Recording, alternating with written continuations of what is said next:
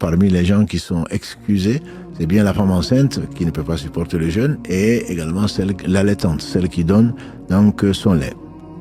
Maintenant, comment il faut faire? Il y a deux avis, dont l'avis majoritaire qui dit qu'il faut rattraper. Il faut rattraper le jeûne, il faut rattraper les jours avant le ramadan prochain. C'est pas facile, mais vous êtes courageuses, mes sœurs, et certaines y arrivent. Ça, c'est l'avis majoritaire.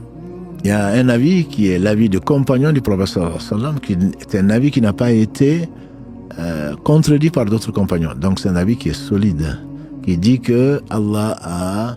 C'est un Anas qui n'est pas Anas bin Malik qui a dit que le prophète sallallahu alayhi wa sallam a dit que Allah a réduit la prière du voyageur et également dispensé la femme qui est enceinte et qui allait du jeûne. Donc elle nourrit. C'était Ibn Abbas l'a pratiqué, si ma mémoire est bonne, Ibn Omar également.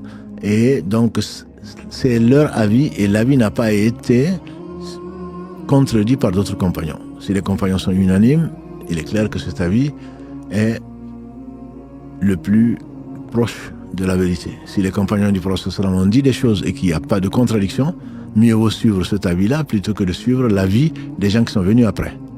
Abu Hanifa, qu'Allah lui fasse miséricorde, le premier des quatre, disait il prend l'avis des compagnons. Après le Coran, la Sunna, l'avis des compagnons. Et ensuite, par contre, il ne prenait pas l'avis, il se permettait de réfléchir sur la question avec ses preuves. Les preuves, la science, disait Ibn Qayyim, c'est Allah a dit, le messager a dit, les compagnons ils ont dit. En dehors de cela, il se permettait de puiser dans le livre, dans la Sunna, et dans les paroles des compagnons du prophète sallam pour, à ce moment-là, se faire une opinion.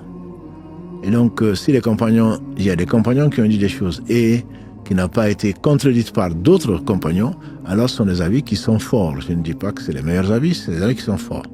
Donc, l'avis qui te convainc, ma sœur, tu peux l'apprendre, à savoir, est-ce que tu peux jeûner en même temps à l'été? Est-ce que tu peux, avant le ramadan prochain? Si tu n'y arrives pas, moi je te conseille de prendre donc l'avis de compagnon qui est justifié et qui est donc une compensation financière.